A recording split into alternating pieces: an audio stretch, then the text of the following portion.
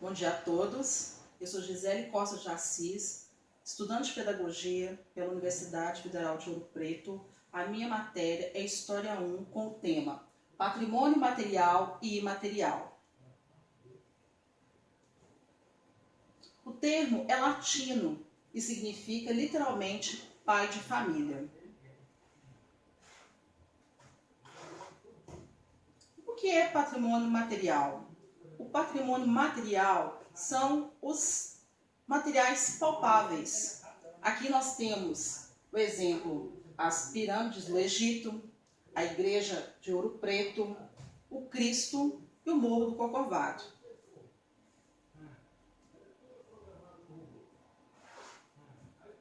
E o que são patrimônios imateriais? Os patrimônios materiais estão relacionados com os saberes e as vivências de um povo e a sua religiosidade. Nós temos aqui, por exemplo, o congado e a religiosidade de um povo, o queijo de Minas, com a receita do pão de queijo, e os bordados, a arte do bordado, que são passados de mães para filhas sucessivamente.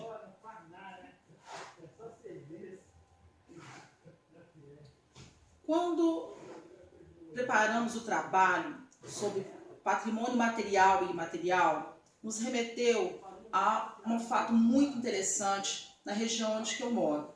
Eu moro em Ribeirão das Neves, Minas Gerais, e aqui tem todo dia 28 de outubro o congado, a festa do Nossa Senhora do Rosário.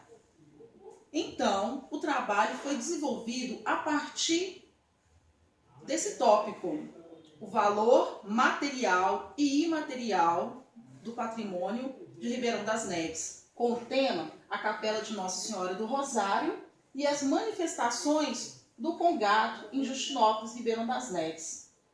Inclusive, eu vou disponibilizar pelo Facebook todos esses eventos, esses trabalhos que são feitos nessa região. São resquícios de um quilombo e a prática dessa festa, ela abarca muitas pessoas. O público-alvo escolhido foram as crianças, os educandos entre 6 e 10 anos de idade, sabendo que o aluno ele é o protagonista do saber e o professor o mediador.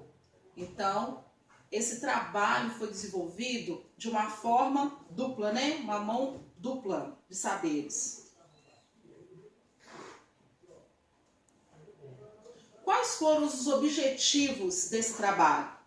O primeiro foi introduzir os conceitos de patrimônio no universo mental da criança, para que o aluno pudesse diferenciar o patrimônio material, que são os patrimônios palpáveis, dos patrimônios imateriais, que estão relacionados com os saberes e as vivências de um povo.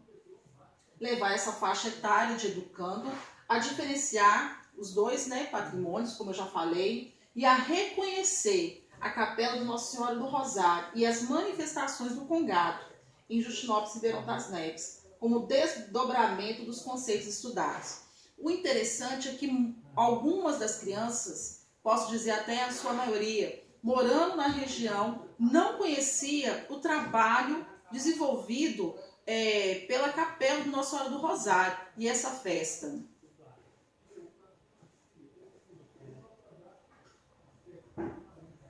Quais foram as competências construídas ao longo desse trabalho? A principal é a proposta pedagógica, onde a educação patrimonial busca implementar atividades extracurriculares. É onde que a gente pode fazer correlações entre a matéria de português, a matéria de matemática e todas as matérias afins, com o objetivo de reconhecimento e valorização do patrimônio material e imaterial, na possibilidade de revitalizar a memória coletiva e a história local, reconhecendo-se como sujeitos neste processo, salvaguardando os patrimônios culturais e materiais da sociedade.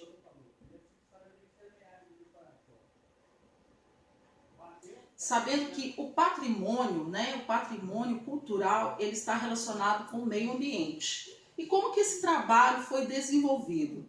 Esse trabalho foi desenvolvido ao longo de 30 dias. E esse quadro aqui, ele é um quadro onde que colocamos todas as ações, desde as aulas, as atividades, os materiais, os recursos que foram utilizados, a metodologia de ensino e de avaliação.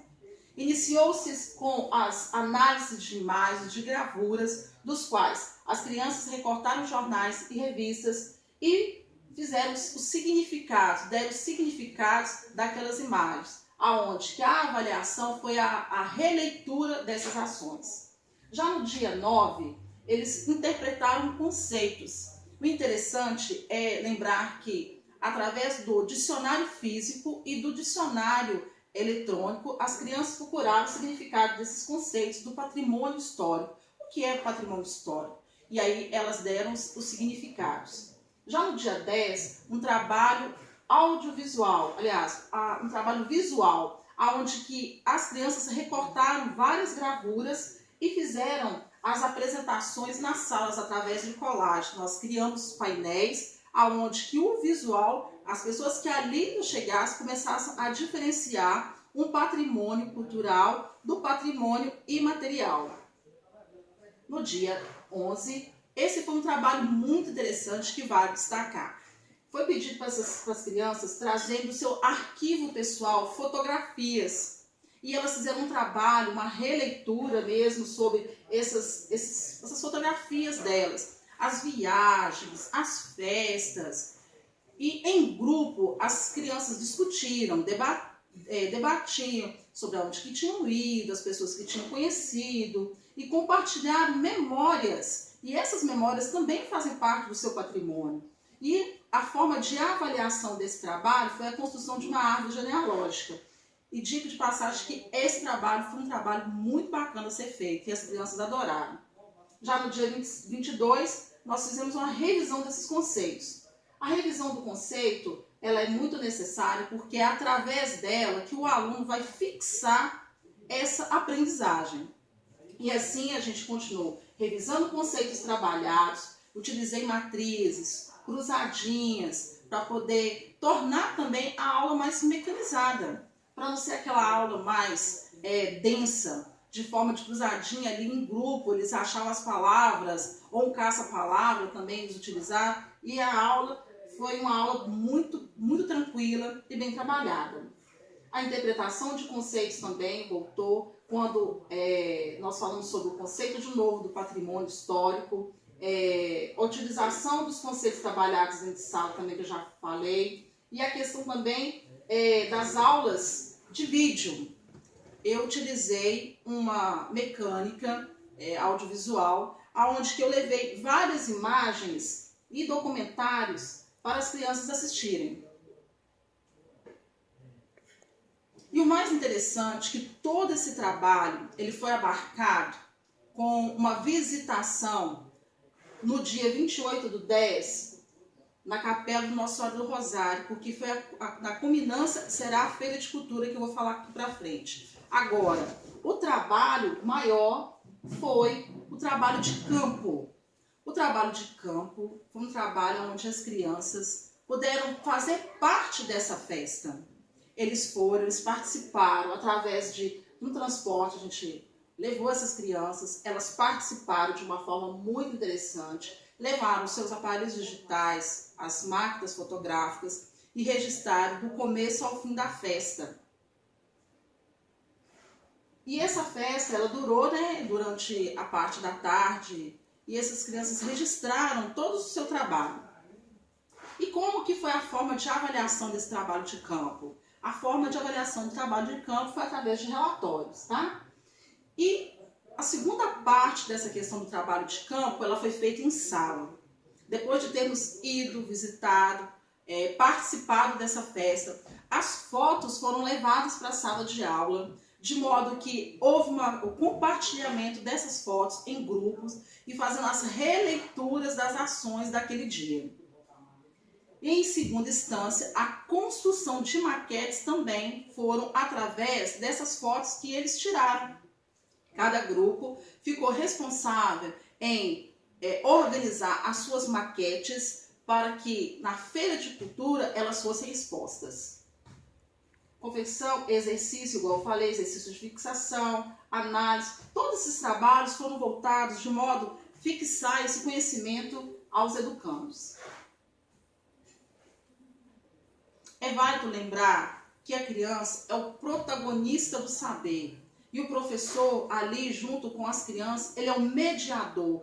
Elas trazem consigo as suas vivências, que é um patrimônio imaterial, e essas vivências são compartilhadas na sala de aula.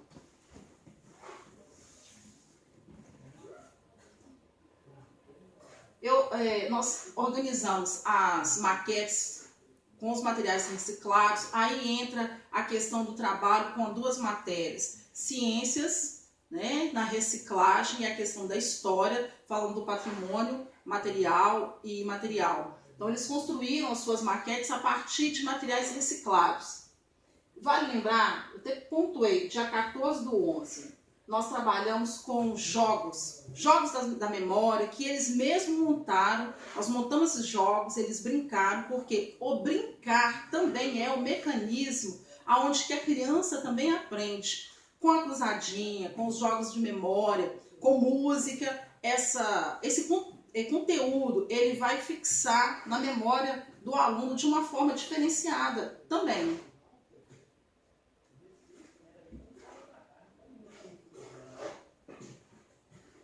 Entre o dia 21 ao dia 23, foram trabalhos de preparação e culminância dos trabalhos que foram realizados ao longo desses 30 dias na Feira de Cultura.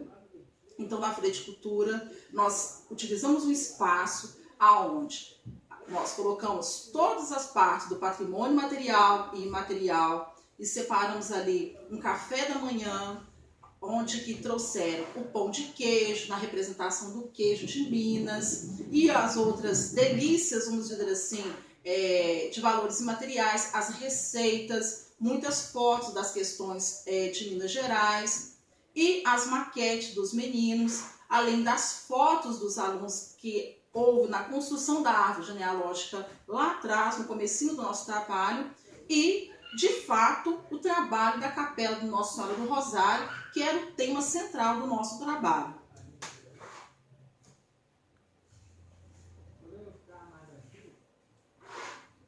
Qual forma de avaliação que foi utilizada? A forma de avaliação que foi utilizada, ela foi de forma individual, porque quando o professor para poder ouvir o aluno, ele está avaliando de uma certa forma. E de forma coletiva também, porque os trabalhos em grupos que foram desenvolvidos, eles foram avaliados na sua totalidade, visando a qualidade do processo educativo, porque a avaliação é uma ferramenta de busca. Ela busca identificar as falhas, dando um feedback para o desenvolvimento de trabalho de reparo, que são as atividades de reparo. Deixo as referências bibliográficas e desde já agradeço. Digo que como uma experiência, o trabalho para mim foi algo muito prazeroso. Realmente é um trabalho, não é fácil, orquestrar todas essas atividades em tempo hábil, fazer com que o aluno tenha prazer em desenvolver esses trabalhos, é um grande desafio. Mas eu creio que quem está na área da educação vence os desafios e abre portas também para novas etapas. Então eu agradeço, o trabalho foi muito interessante. Muito obrigada.